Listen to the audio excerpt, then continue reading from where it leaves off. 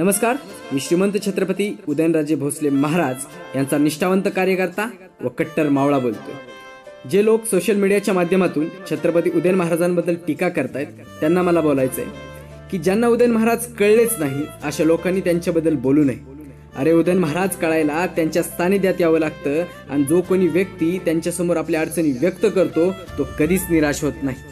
काही लोक म्हणतात उदयन महाराज काम काय करतात, तर लक्षात ठेवा, पोलीस, न्यायालय, सरकार हे हक्क असूनही जो गोष्ट करू शकत नाही ते आमचे महाराज करतात। मान्य आहे, लोकशाही आहे, प्रत्येकाला आपले मत मांडायचे अधिकार आहेत, पण राजेशाही नसती तर तुमची लोकशाही नसती, असती ती फक्त मुघलशाही।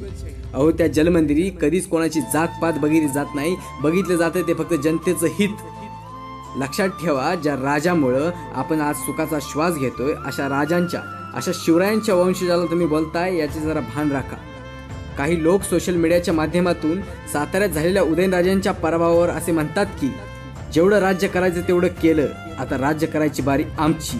अशा लोकांना मला एवढंच बोलायचंय की राज्य हा राजा करतो, प्यादा नाही। या साताऱ्यात काल ही राजे, आज ही राजन, उद्या ही राजे। या साताऱ्यात घुमतो फक्त एकच आवाज, उदयन महाराज, उदयन महाराज। आणि हो, त्या काळी शिवरायांसाठी मावळे मरायला तयार होते, तर त्या शिवरायांच्या वंशजांसाठी, उदयनराजेंसाठी माझ्यासारखे कट्टर मावळे तयार आहेत। मला फक्त एवढ्याच गोष्टीची खंत वाटते की एका राजकीय पक्षामुळे तुम्ही लोक छत्रपतींना नावं ठेवताय। ज्या राजानं रयतेसाठी आपलं संपूर्ण आयुष्य घालवलं अशा छत्रपतींच्या वंशजांना तुम्ही बोलताय, ही खूप मोठी लाजिरवाणी गोष्ट आहे। अरे, छत्रपती उदयनराजे भोसले हे सर्वसामान्य लोकांचं काळीज आहेत, त्यांना दुखवू नका। महाराष्ट्रातील तमाम लोकांना मला एवढंच बोलायचं आहे की सोशल मीडियाच्या माध्यमातून होणाऱ्या अफवांवर तुम्ही विश्वास ठेवू नका।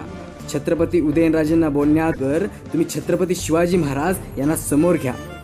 छत्रपतींच्या घराण्याला काही ठेच पोहोचेल असं करू नका। आणि हो, छत्रपतींची निष्ठा हीच आमची प्रतिष्ठा।